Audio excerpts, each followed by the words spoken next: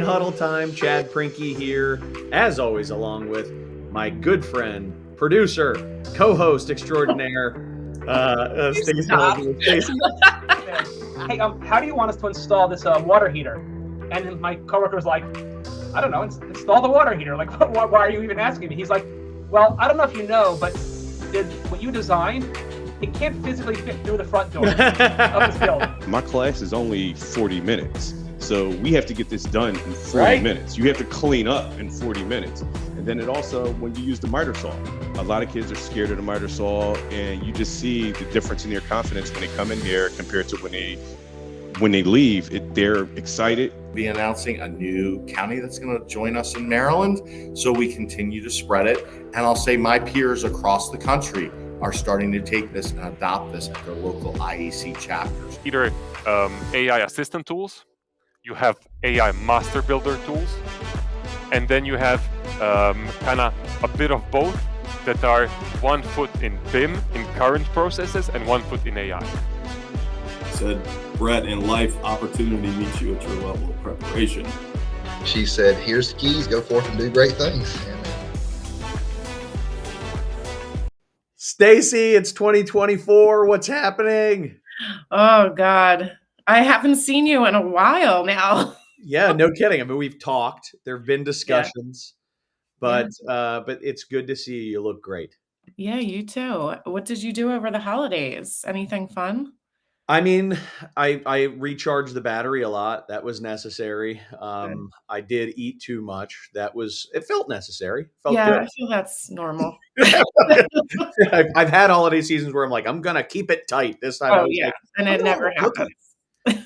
Yeah, I wanted a cookie. It was good. What about you? What'd you get into? Traveling with family. My family's all over the place, so this year has been a lot of traveling. I have family in Florida, Boston, and Philly, so we never really stay put anymore. Yeah. It's a lot. It's a lot, but it's fun. So. It's nice to but you know, when you feel like you need a vacation from the holidays. Yes, I needed that this year. And I'm very, at least for me, I like not having that feeling. So I felt like you couldn't like keep me from working on December 27th. There was no way. Like I was chomping at the bit. You know, I was all fired up. So it was good. So I can't wait for 2024. You know, in terms of the way that we're setting up the morning huddle. I do want to remind, for those of you who are catching it for the first time, this is all new, but I do want to remind the audience the plan for 2024. We're going to run every week from now through, this is January 9th. We're going to run every week from now through basically the end of May. Mm-hmm. That'll be our first piece this season. Then we're taking a summer break and we're coming back for the fall, running through basically Thanksgiving. Something along those lines. And I think that's going to be our new pattern. It's a lot of shows. I think we counted it up, Stacey. It's like 32 or 34 shows or something like that. Yeah, something like that. Yeah. And then we'll do also some special editions, hopefully live. We still have to work out those details, but there's some great opportunities coming up with those too. We always sneak in a few, don't we? Yeah.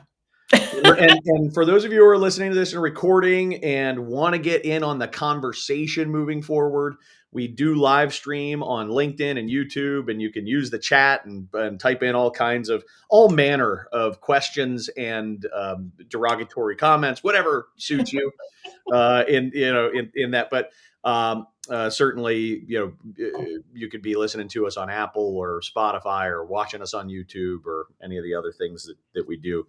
We've got great sponsors this year. Thank you so much to them. We'll talk about them later, but a lot to be excited about.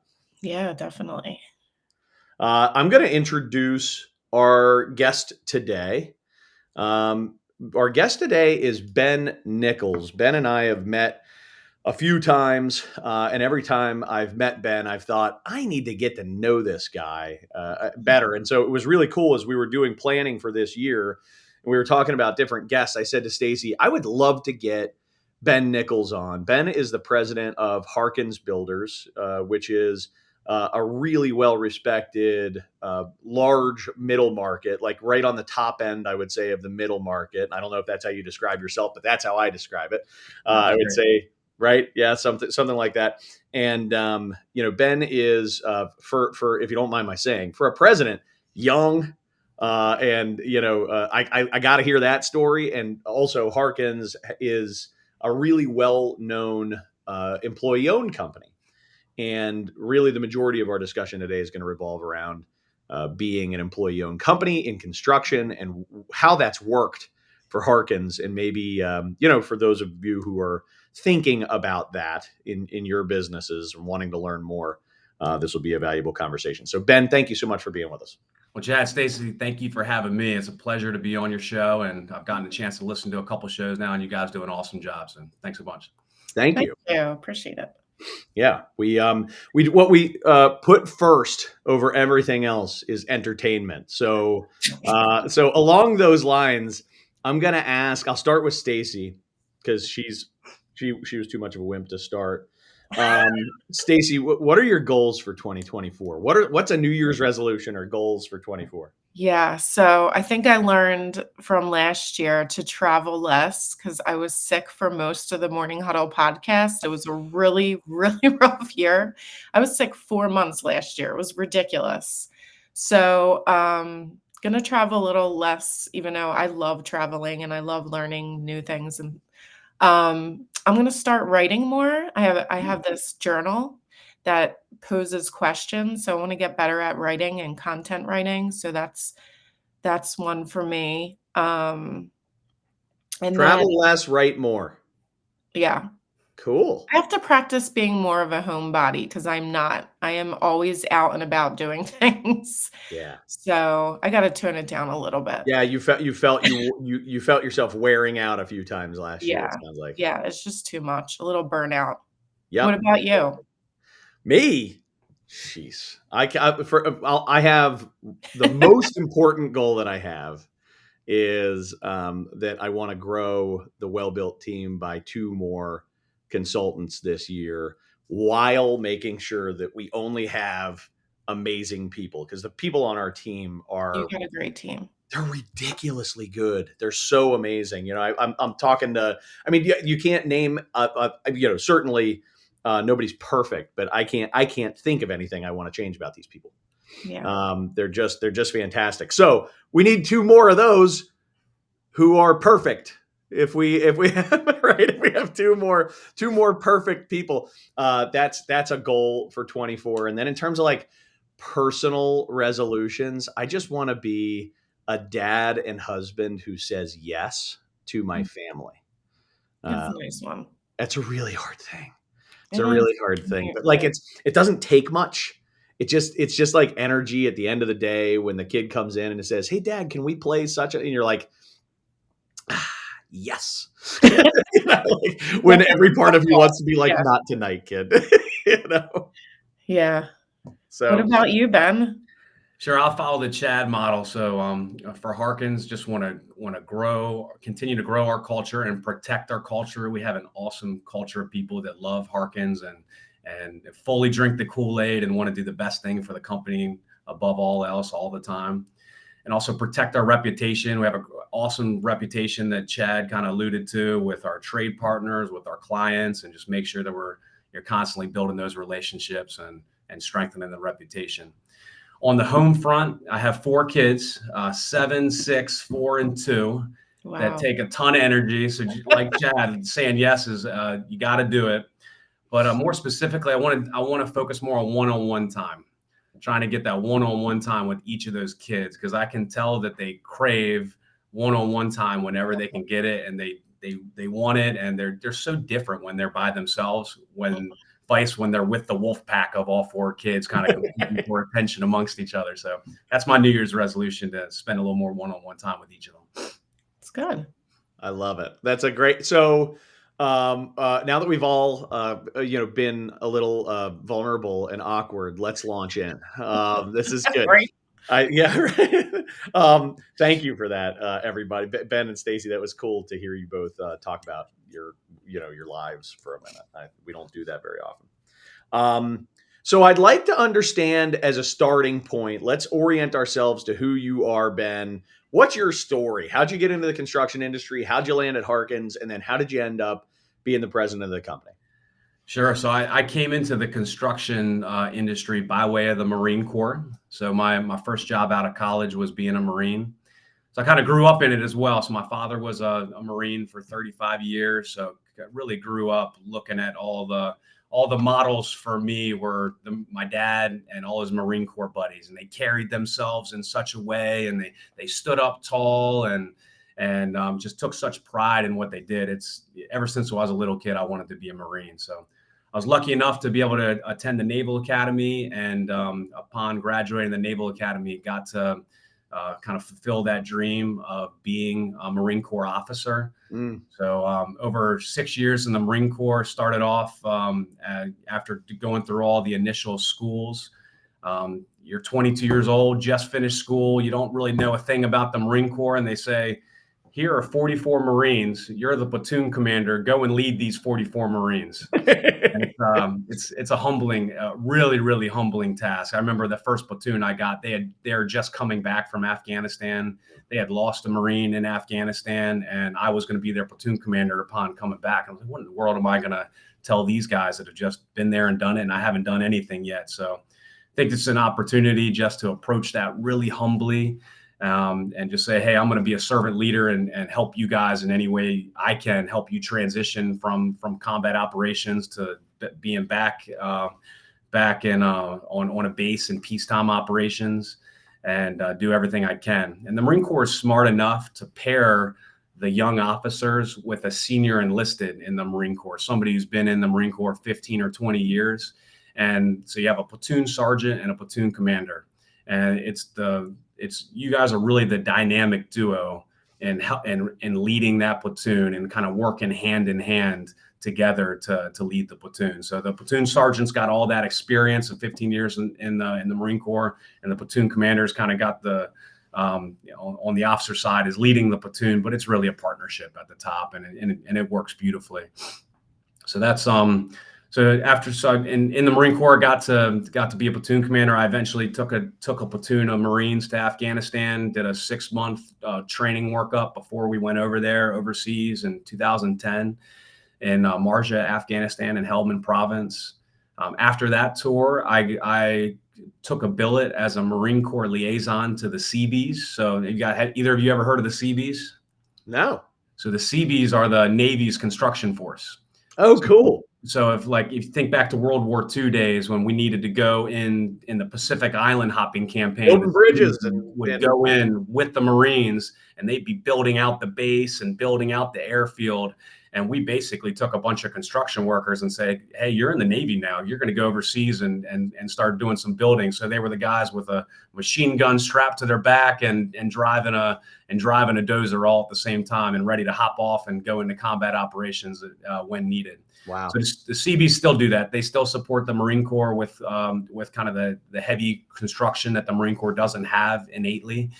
So it was an awesome opportunity to spend 3 years with the Seabees, both building things on base in Port Hueneme, California, which was the home port where I was stationed, but also got to live in Spain for 6 months, got to live in Japan for 6 months, and got to go to the Philippines for 3 months. And we were doing construction operations in all those places. And when we were in Spain and Japan, the Seabees would send small detachments of 15 or 20 Seabees out to the Horn of Africa or Eastern Europe, and we'd be building schoolhouses or building water tanks or building bridges.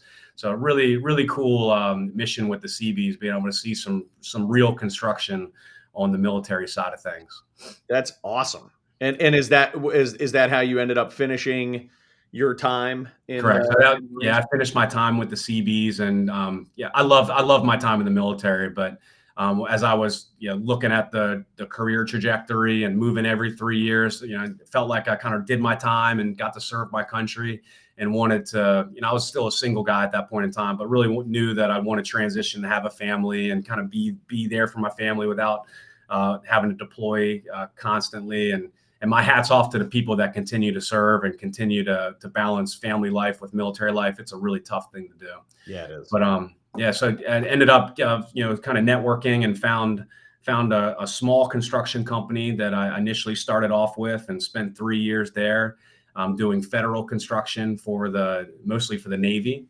And then was lucky enough to find Harkins and work in our government contracting arm of Harkins Builders. Harkins is so well known for our multifamily apartment construction. We've actually been doing government construction on military bases. We hold a top secret clearance as a company and have gotten to do a ton of really awesome stuff that directly impacts the nation's national security. So loved my time doing that, and it's been a blessing to be in the construction industry. How long have you been at Harkins?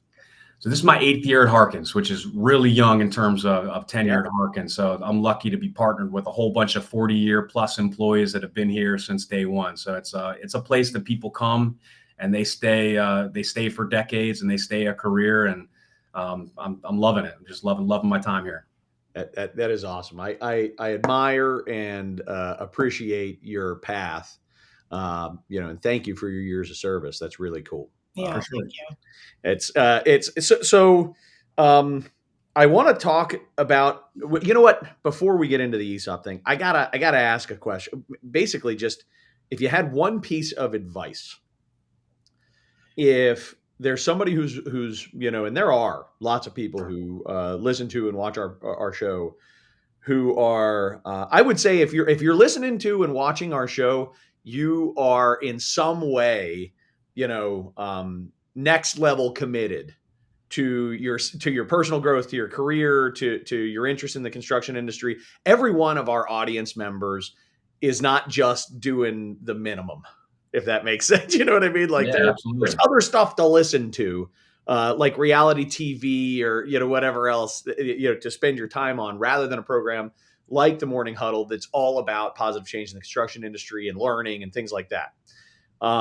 So to that audience that has varying degrees, right, of interest in advancement and reaching their own highest personal potential, from somebody who's clearly been on a fast track to executive leadership, if you had one piece of advice for that audience, what would it be if it was their desire to find themselves in a similar situation to you?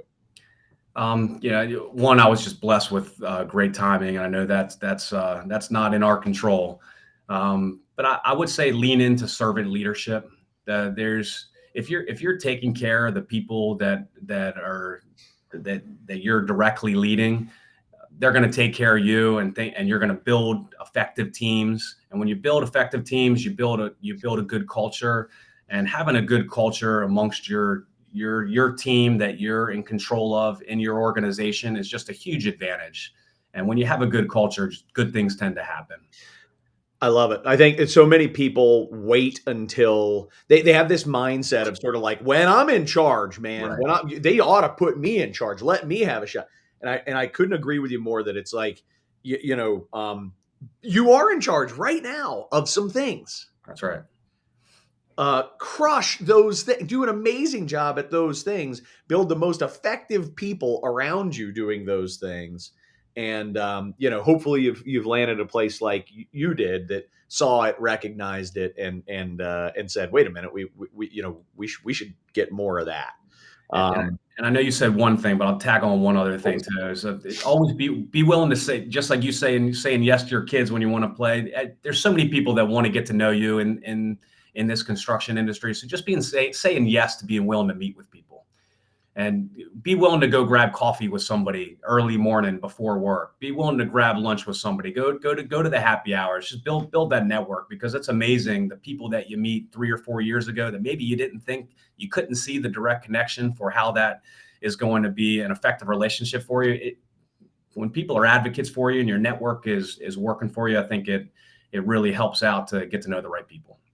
Making investments in relationships. Mm-hmm. You got it. Spend that half hour grabbing a cup of coffee. It doesn't take much. Spend that half hour on a Zoom call saying hello, introducing yourself to somebody who I love it. I think it's a great philosophy. And I don't have a smooth transition, so I'm just going to transition. But thank you for that, Ben. That was awesome. So when I think about being an employee-owned company, honestly, it's pretty rare. It's not, I don't know what the statistic is. I wish I had that data point, but it's pretty rare to be an employee-owned company, fully employee-owned in particular. There are companies that I know who have pieces of their business where they've created employee stock programs. But ESOP stands for Employee Stock Ownership Program. Harkins has been an ESOP for a couple of decades now. And so they were an ESOP when you joined. And so I'd like to know, maybe just talk a little bit about how it works. What are some of the basics about how an employee stock ownership program works? Sure. So kind of the nuts and bolts of how the ESOP works is whatever your total compensation is for the year. So any Harkins employee, whatever their total compensation is, 10% of their total compensation will be given to them in stock and or cash. Typically, it's mostly stock, as long as there's enough stock from folks that are retiring or diversifying towards the end of their career at Harkins, that there's enough stock to go around for everybody to receive 10% of their total compensation in stock. So that's your base salary, your bonuses, everything you get in stock every single year. Okay. So Harkins's bottom line at the end of our net profit at the bottom line, the other element that in addition to that 10% that you're getting is there's three places where our bottom line goes. We do some profit sharing, which is outside of the ESOP plan. That's just cash that's going to people. So about a third of our profits might be in profit sharing. A third of our profits might be in retained earnings, where the company needs to continually grow our bottom line. Expand bonding capacity and whatever else have you. Yep. And that other third is really dividends.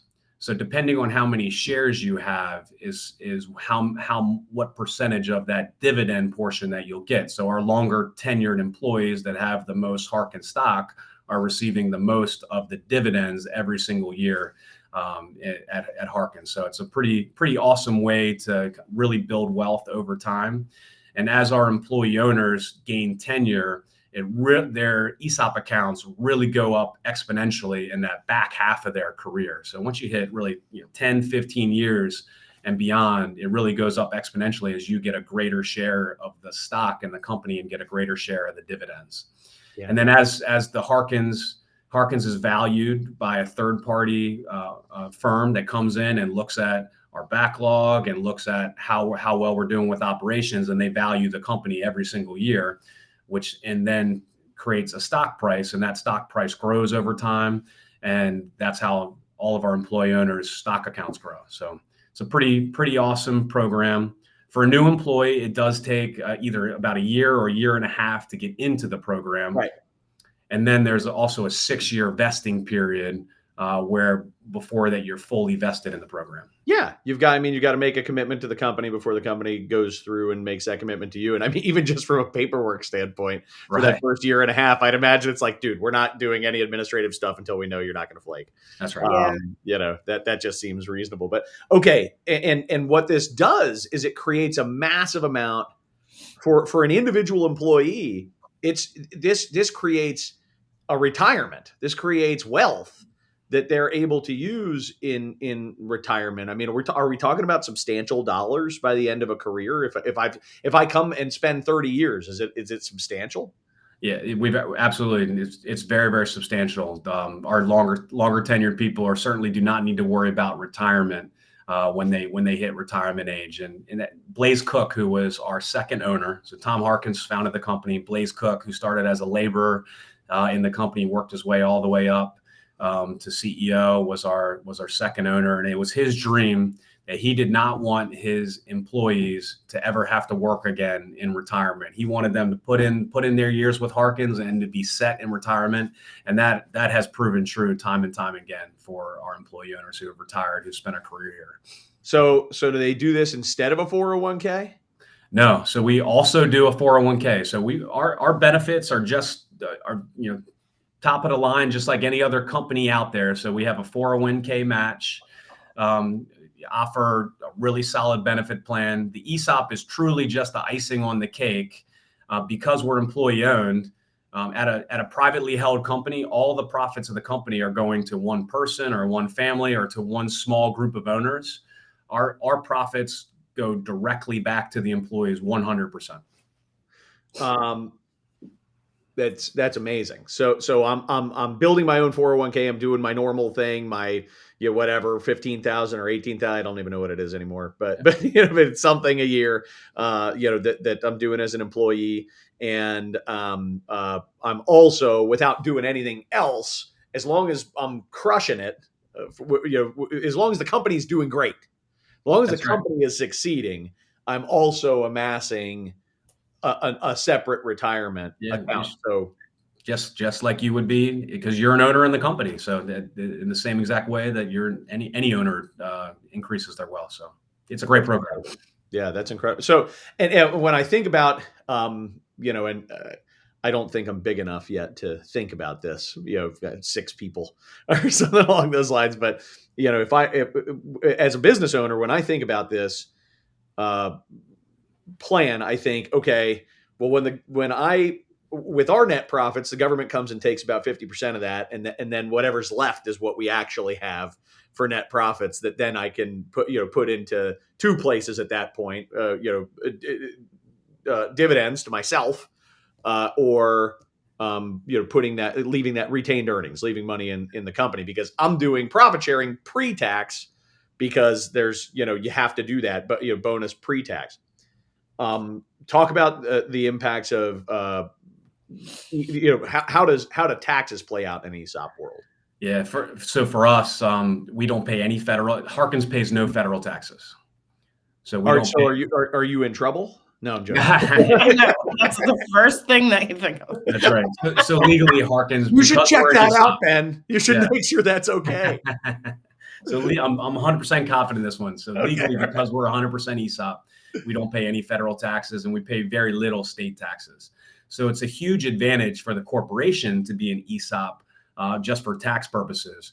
But of course, all of the ownership in Harkins is being transferred to its employees in a non-qualified retirement account. And then our employee owners are paying taxes on their ownership in the company when they retire. So their taxes are being paid, just not by the corporation of Harkins. So it is a huge advantage. Yeah, that is a massive advantage. I mean, to put that in perspective, really, I mean, it's not half all the time, but imagine just if you have $1 million, you immediately have 500,000, of net profit. And in your world, you're able to take that $1 million and distribute it across all of your owners, and then they're paying, I'm assuming, capital gains taxes at their when they retire, when they exit. Ordinary income, at that point. It's not ordinary income, right?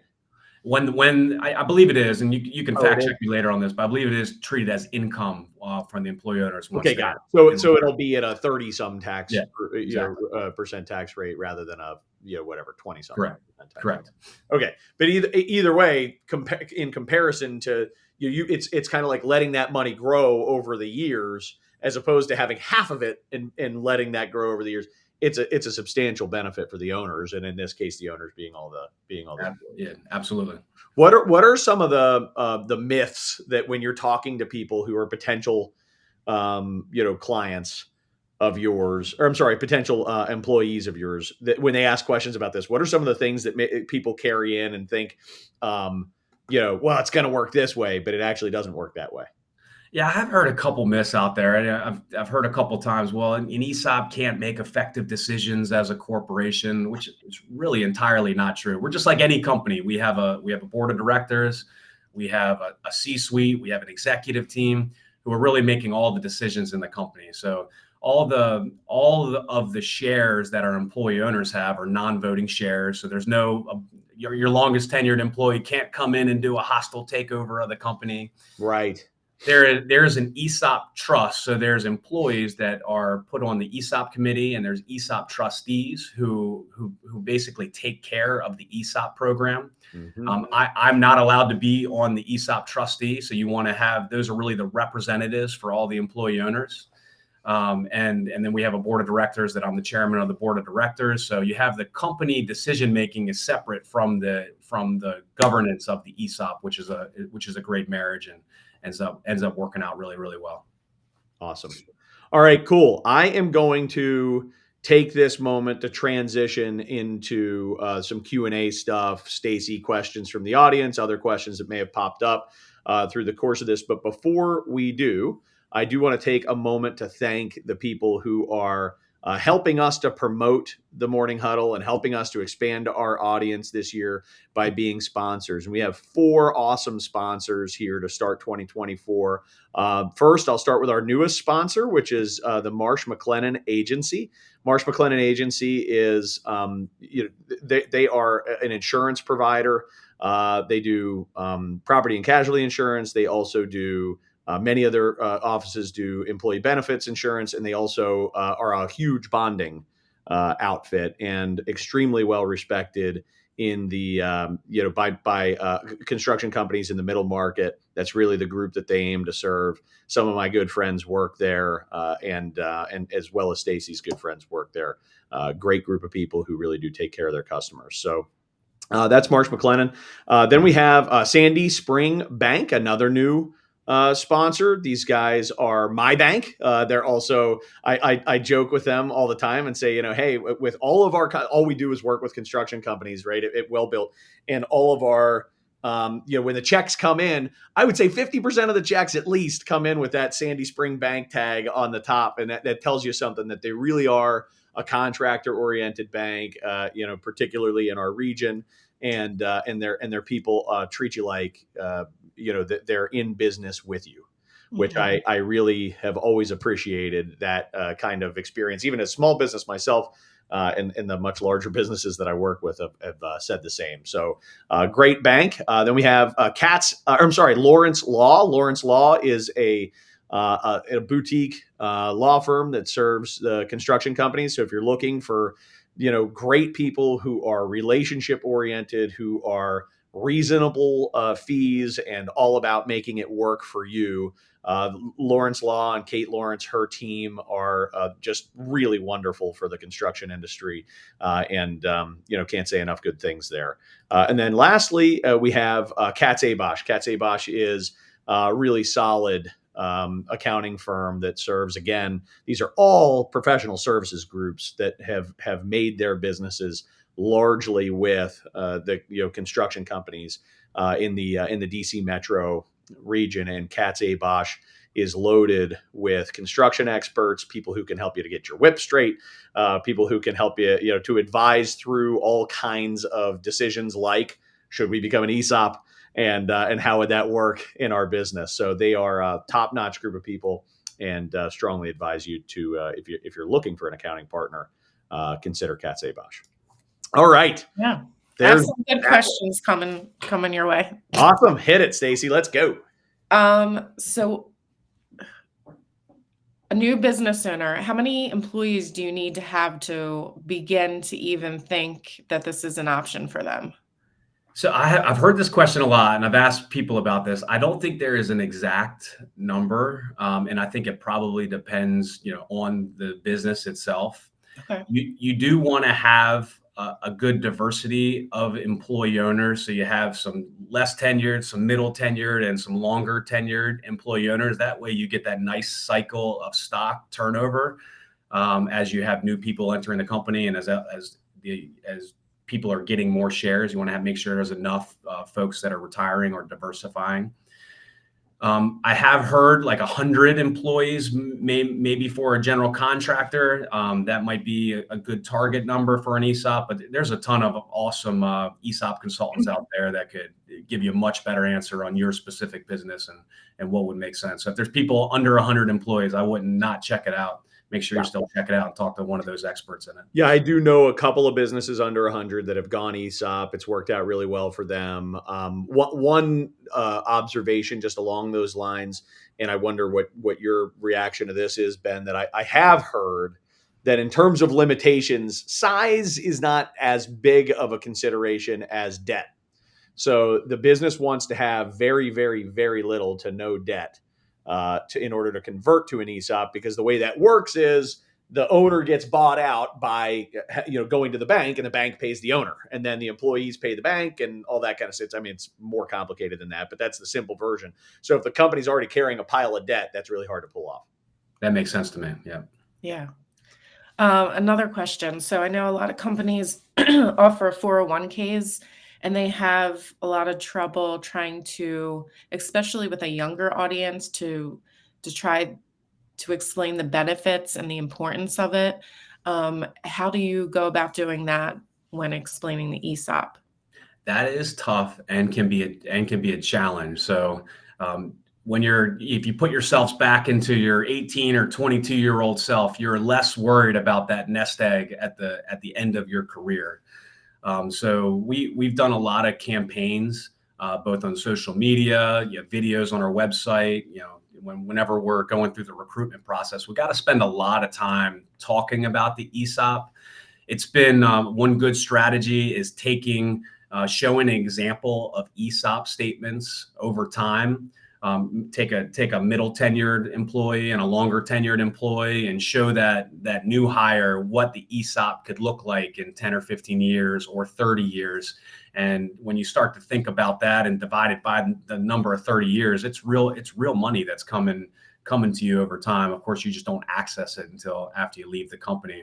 But it's really important to slow down and really over communicate the benefits of the ESOP. There's also some nice tools out there where you can plug in your base salary, your expected growth in the company, what the expected dividends are, and kind of see what an ESOP will look like for you over time in your career. So we have some of those tools that you can plug into, but definitely want a communication campaign around the ESOP and really take the time to communicate to your employees so that then they can be advocates out when they're out there recruiting new people to the company. Yeah, that all makes sense. What else was I going to say? Chad, did you have anything else? Oh, retention, employee retention. How do you compare to other contractors that don't have a program like this?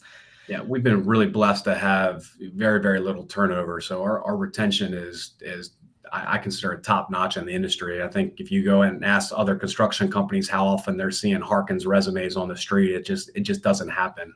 So our retention's way up there. I think a huge component of that is the ESOP and the culture that the ESOP builds, because when you're an employee owner and to your left and your right is also an employee owner, it's a huge accountability to be doing the right thing for the company all the time. So where I think you'll find that the employee owners are less self-centered and more focused on, hey, what's the best decision for the company? What's the best decision for this project? And kind of keeping that mindset going all the time. I know as an ESOP, we're also very transparent as a business. So we make it a point to include all of our 350 employee owners in strategic planning. We do quarterly executive panels where we're really diving down deep into the financials of the company, so everyone really gets a clear picture of the financial picture of the company at any snapshot in time. And I think just running your business as transparently as that just creates a sense of ownership, even beyond being an employee owner, because you're part of how the sausage is made. And I would suggest that no matter what kind of company you are, an ESOP or whatever, being transparent is gonna help build that culture and be the right business decision at the end of the day. Could not agree with you more. Yeah, thank you. I feel like when that transparency gives your people the ability to see the score. Yeah, right. If they see the score, they want to win. That's right. Yeah, exactly. Yeah, that's a big deal. And I also love what you said. You don't have to be an ESOP to do it, which but being an ESOP kind of forces you into it. It's good accountability. You got it. Right. Yeah, that's right. This has been awesome, Ben. Is there anything else on your mind that you want to talk about before we jump off here today? No, I think that pretty much wraps it up. I think the world would be a better place if there were more ESOPs out there. So it'd be a lot more happy employees and a lot more people focused on doing the right things and putting the overall mission first above everything else. Well, I think there's a